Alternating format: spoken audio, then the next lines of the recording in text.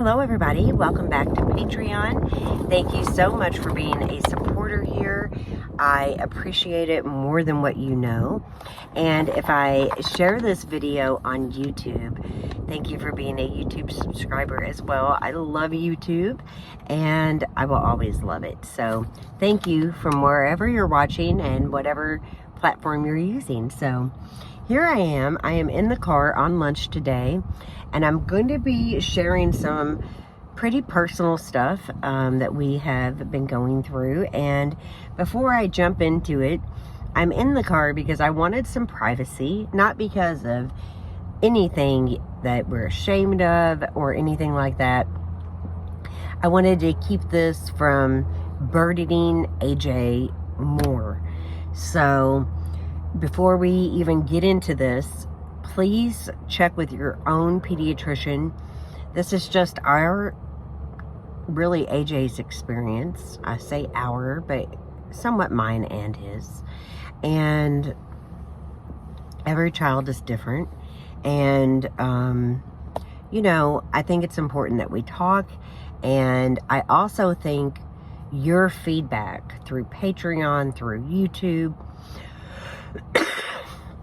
excuse me, through email, Instagram, however, there's many ways you guys get a hold of me. I think your feedback will be very important for not only me, but for anybody else watching this video. So being that I'm on lunch, and I only have an hour, obviously I'm not going to make an hour-long video. Hopefully it won't be that long, but it's definitely informal, and I hope that's okay, but here we are. So we're going to talk about ADHD, particularly with AJ, but a lot of the things I'm saying you will probably recognize in maybe yourself, maybe others, maybe your own children, maybe nobody. But this has been our experience. So last year when AJ was in kindergarten, we definitely noticed that he was struggling. He was struggling to sit in his seat, to not talk, to not be silly, not be the class clown. He had serious impulse control issues. It was a challenge, but we did it, and we got through it. And he had already done some other therapies leading up and in kindergarten. So we get through the summer.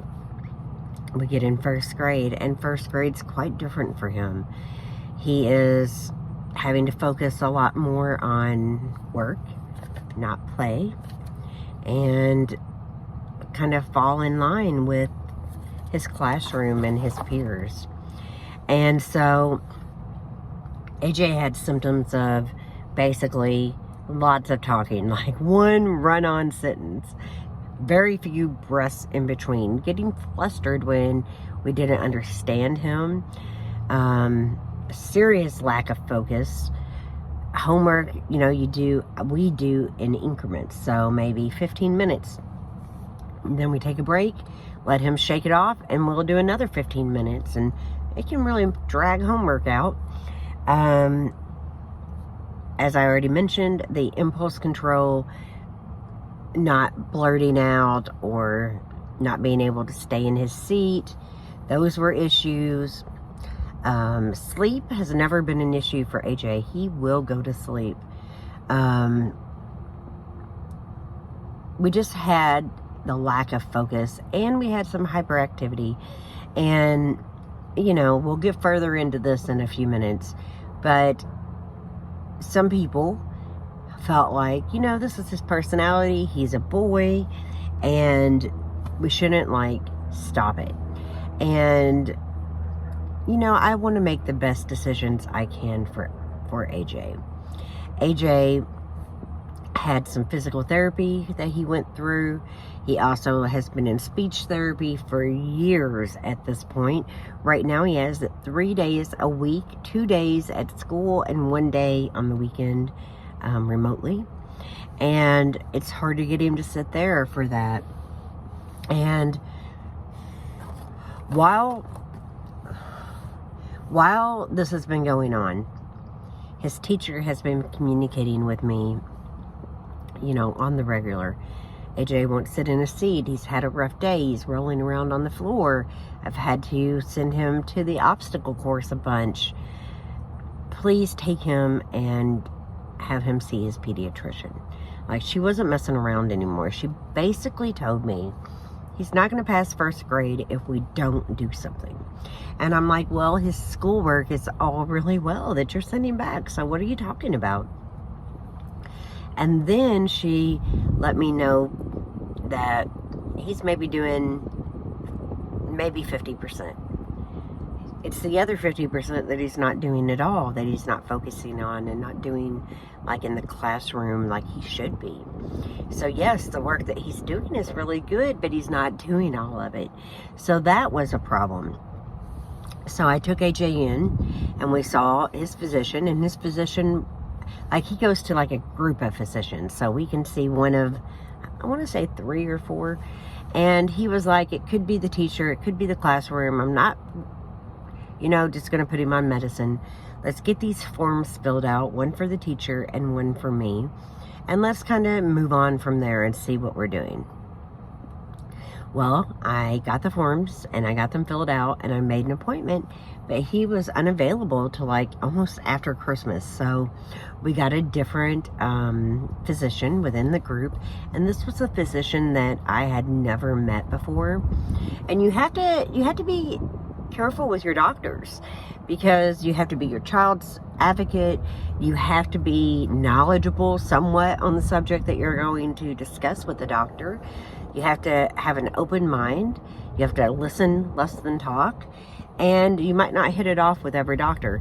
I particularly don't like the first doctor. I mean, I liked his take on it. Like, you know, I'm not just going to put a blanket statement on him and put him on medication. I liked that. But there were some other things about this doctor in his past that I did not like. And he caused me, when AJ was born, he caused a little bit of a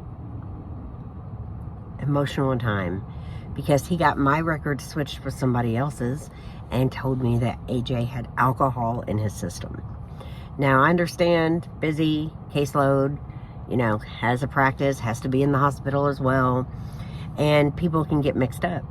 But telling a new mother that, who doesn't drink, well, hardly ever drinks, I'm not going to say I never, especially while I'm pregnant, just like sent me over the edge. But he's the one that we saw, and it was kind of by mistake, because we don't usually see him anyway because of that situation. And we saw this lady, and she was mid-30s, maybe late 30s. And she was so knowledgeable on ADHD. And, you know, one of the things that matter to me is how they interact with AJ. So, obviously, they're going to have to talk to the parents or whomever is bringing the child in. But do they interact with him? Because this wasn't an appointment where you're looking at the eyes or you're looking at the ears or anything like that. Like, this was a talking appointment, you know. So she explained it so much to me, and I felt really, really good talking to her. She explained, you know, obviously I know a lot of this already, but clearly it's nobody's fault that somebody has ADHD or ADD, either which way. That's just like the makeup of you, and all of us to some degree have it. That's what she told me. And it could and will most likely cause problems developmental wise, academically, emotionally, down the line, further down, you know, in the years as he grows up, if it's not treated and dealt with. And going back to Ryan, his father, in case you guys don't know,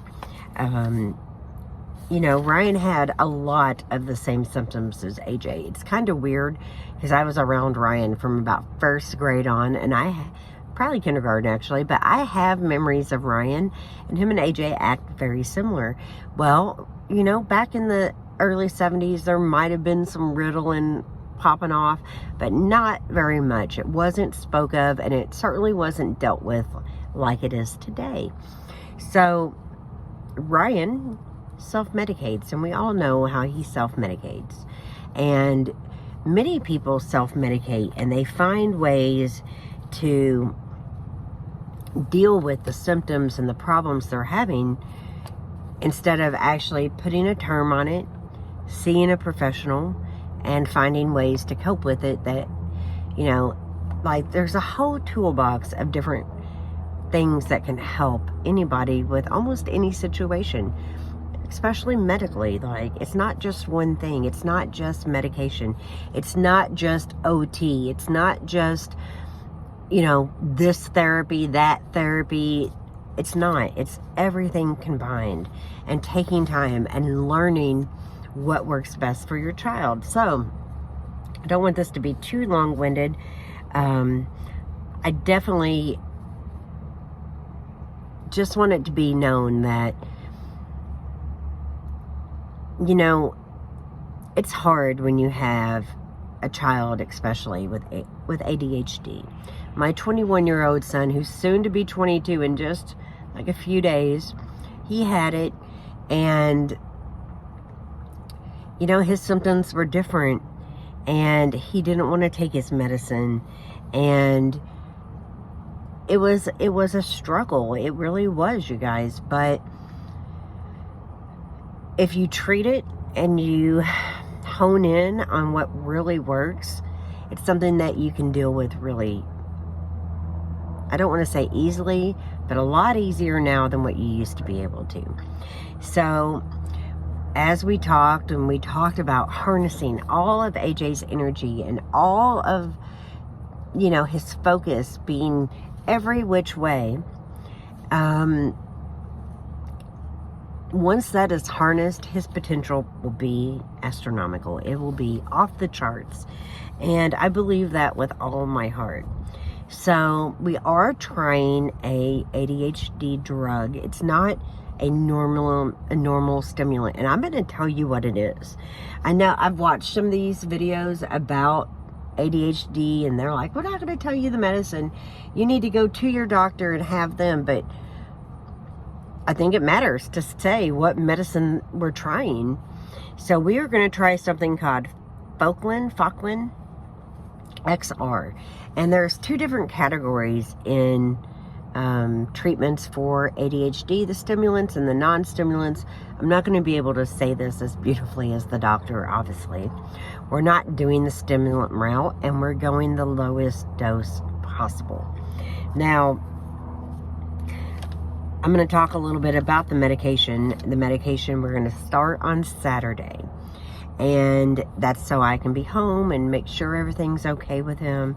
Make sure that, you know, if there are side effects, we're there and we can deal with them together, and he's not just at school.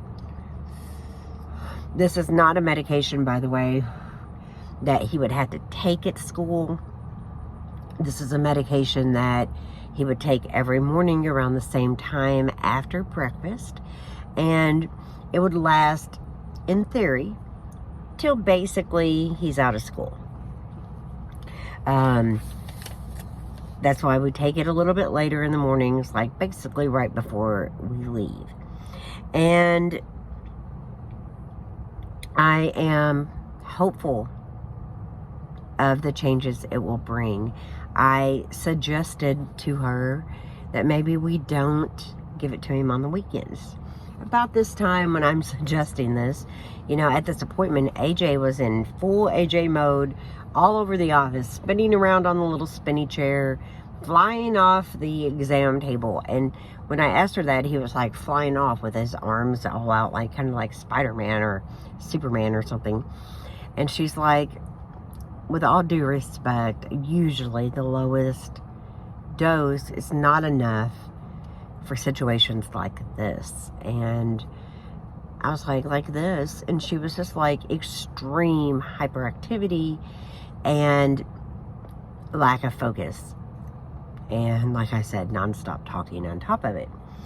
And the medication is just, again, a tool in that toolbox, because there are obviously accommodations that are made at school for him through his individual education plan, his IEP. And those would include things like standing for a few minutes and standing for a longer period of time and sitting for fewer minutes, running the obstacle course in the office. There are accommodations, really there are, and they have been really good with us. Also, we're hoping that this will help regulate some of his emotions a little bit better and keep him on his routines. That's very important. There are things that, you know, that we need to be having conversations about, like the therapies that we're going through, and we do all kinds of different things, and I'll talk about them in a second. But more conversations on ADHD, especially with people like his dad, who was totally against any medication whatsoever. And I think the impact of not treating AJ's ADHD will be a lot worse than some of the side effects of the medication. We're not going to do Zombieland, like AJ be so medicated that he's like a zombie. She definitely assured me that is not going to happen. There are many new medications and things that we can try. And she said in 30 days, we will meet back up for an appointment, a med check. And she will raise it. And like I said, I was like, I didn't really want to do that. But we're going to follow the professionals with as much knowledge as we can and still be the advocates for AJ. So more conversations, especially with like his dad, and even his sister don't like the idea of medication. Nobody does. I think because we've seen so many kids be those zombies. I'm not willing to let that happen to my son. I'm just not. It didn't happen to Jackson either. And also finding strategies that really work. And strategies in that toolbox are everything from that medication to more physical exercise. So the swimming at the YMCA and maybe another sport if we can fit it in. Good sleep habits, good eating habits. Like, kids are going to have bad days. The Alderall won't change that. Like, not the Alderall. I'm used to thinking Alderall for ADHD, but the Focalin or whatever medication will not change that. You're still going to have bad days. And you're still going to have off days, no matter what medication you're on.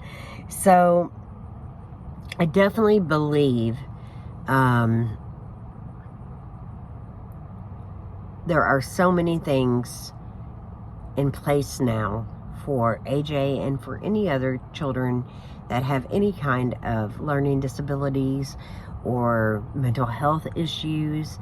I think we're in a time where it's not as taboo to talk about, which is why I'm here. I don't want to share a lot of my kids' medical stuff. I'm not going to get on here and tell you a whole lot about what the doctor said with Brittany or whatever, but I feel like with the ADHD, there are so many families that are dealing with it that an open dialogue and conversation about what I'm experiencing, what my son is experiencing, how we're coping, the strategies we're using, the books we're reading to help, whatever it is, I think it's okay to talk about it and to share it so we can all help each other.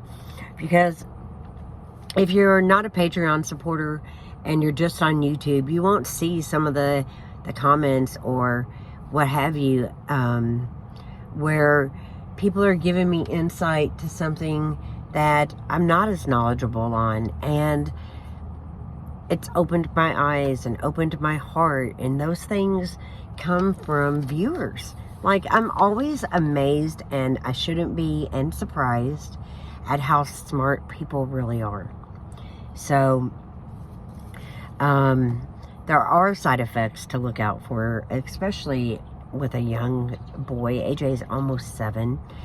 But we're going to be looking out for headaches, for the loss of appetite, for the loss of sleep. And basically, she said if we can get through the first week most of the side effects should like kind of taper off. So he's not going to start the medication until this Saturday. I might come back and do an update sometime and tell you guys how he's doing on it. But, you know, the main thing is seeing how it works for him, keeping a log of everything. I'm definitely doing that, like an electronic log, where I can just push the button and do a voice memo and put in if he had any side effects, if, you know, the medication seems to be working, if the teacher is still emailing and having issues, whatever it may be.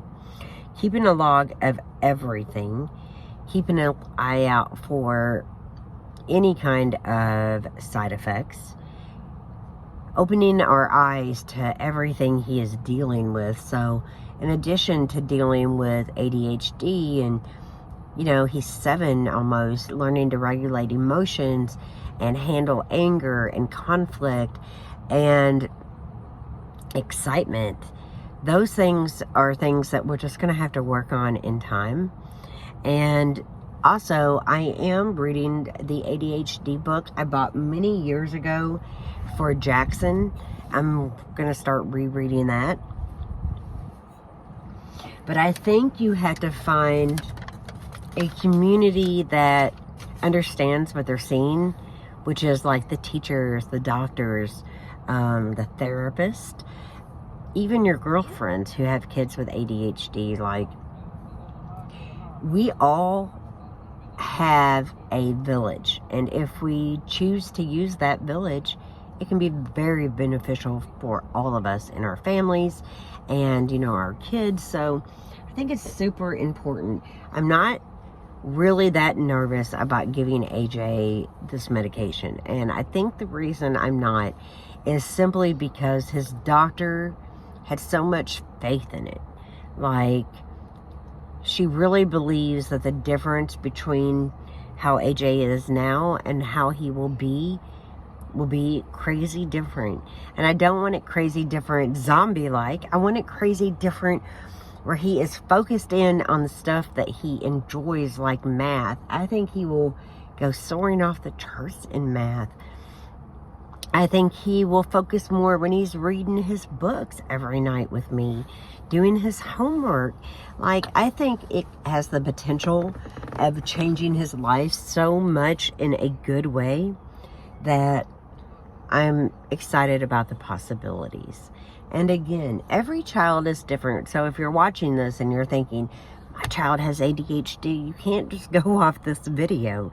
You need to go see that support system. And if you don't have one, go talk to the teachers, go talk to the doctor, talk to your friends, talk to your neighbors. Like, we should all be here for one another. And there's nothing wrong with a child who has autism, who has Asperger's, who has ADHD, who has ADD. None of that is bad. It just means that's who they are. And they learn differently. Their brain works differently. And I think patience, love, and acceptance is how it's going to be fixed. It's never going to be fixed when you just bury your head in the sand. And so many people thought I was doing that over the years, by the way, who have watched my vlogs, followed my channel, subscribed, and maybe not even liked my videos. They thought, especially with AJ, that I think he's just perfect, and I'm willing to accept any issues with him.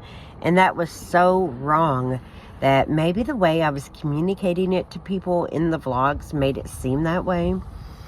But I'm not against any kind of treatment.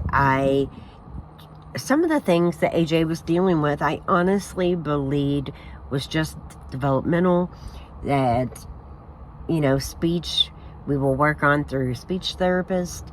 Some of his little quirks, you know, where they were, you know. Like, I've said for years that AJ is my non-autistic, autistic son, because he's so different from the other two. And that's okay. That's beautiful.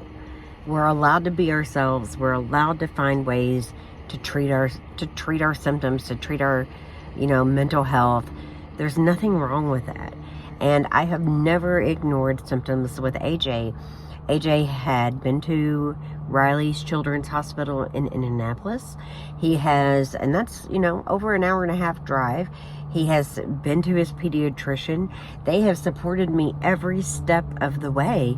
Like, they're the ones who set up the testing and the genetic testing. And, like, we have done so much. The physical therapy, the occupational therapy, the speech therapy. Like, AJ's needs have never been ignored, nor will they be. So, if you've gotten that idea from watching other videos, I do apologize for that, because maybe I just didn't communicate it well. Maybe I seemed flippant, because sometimes I have a tendency to seem that way, and it's not at all what I mean. I just love him so much that I've never wanted to complain about any of the ways he's acted or the things he's going through, because I just wanted him so badly. And you know, there are rough days. There are days where homework is a struggle, where school is a struggle for him. And I don't want to share those all the time. Who wants their hardest moments exposed all the time?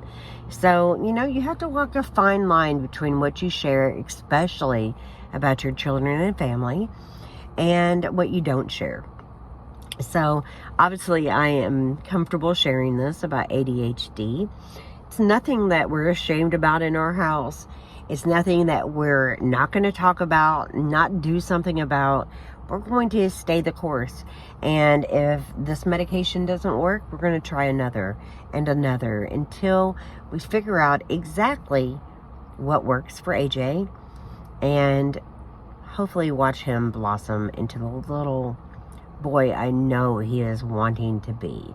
Like, I know AJ wants to be smarter and do harder math problems and stay focused. I know he wants that. And, you know, I think he told the doctor, like, I would stop if I could. I can't stop. Like, I can't stop moving my leg right now. Or, you know, there are, like I said, there are many different solutions and accommodations, and we have watched the sugar intake substantially with him.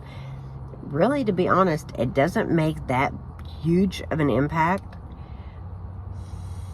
I wish I could say the days we don't do sugar, AJ is super calm. It's just not the way it is. And when you are approached by people who are like, it's just a boy being a boy. You know how many times I've heard that from his dad? Or, you know, this is typical for boys at his age. You know, my son went through it. He's fine now. Look at him. Like, those are things that we have heard many people say. Ryan especially will say, he's a boy. He's excited. Let him be a boy. Let him be happy. And we definitely want all that. And the doctor was very specific in stating to me that the medication is not going to change him like that. He's still going to be an energetic little boy, but maybe just honed in on focusing a little bit better. So there are things that you can do, like the food. And you know, AJ eats a lot of fruit. It has natural sugars. I'm not taking that away from him. I'm not going to say you can't have sugar at the birthday party and be the only kid who don't get a piece of cake. I'm not going to make him live like that. And you know, he's not diabetic. I want him to be fulfilled and happy. And AJ, I think that is the overall thing with him. Because, you know, when the teacher filled out her paperwork, I didn't fill mine out. I read hers. I didn't read hers till basically after I had filled mine out. I didn't want to sway how I answered, and we basically answered very similar. That's what the doctor said, because she took them and graded them and added up the numbers and all that. He has no tendencies of being mean, malicious, mean to animals, none of that. So I'm so thankful for that too. He's not a mean little boy. He's not going around starting fights. He's just really the class clown who needs to be a little more focused. So I hope you've enjoyed this video. I hope that maybe you can take something away from it that will help you or help your family or somebody you know. It's not a subject that we can't talk about. We can all talk about it. And I think in this time and in the world, this isn't a taboo subject. So let me know what's worked for your family. If you're comfortable in sharing that, it would be very beneficial for our family and maybe some other families and people who are reading the comments and trying to figure out, you know, what to do. You have to see your physician. You have to go through that support group of people, that village that can give you their honest opinion, because sometimes when you're so close, it is harder to see. Like AJ did a self-portrait. I think it's at home, and if it is, I will put it on my Patreon post, and it's beautiful, by the way. But he is screaming in the portrait. Like, the colors behind his head are like all flashing, almost like, you know, spread out. And it really, I think, shows exactly kind of what's going on in his brain. So I'll put that on Patreon, and I'll probably put the video up first, and then once I get home, or maybe I've got a picture of it on my phone, but if I don't, I will update that post, because I'm hoping to upload this today while I work. Anyway, please leave me your thoughts below. Make sure they're kind. We need everybody being kind to each other. It's the way we need to be. And I appreciate you guys. I love you guys. Thank you for being a Patreon supporter. This video will be on Patreon first, because if it's a video I share on YouTube, it goes on Patreon for a bit before, so they can have access to it before anybody else. That's one of the perks. And if you're on YouTube, thank you guys. I love YouTube.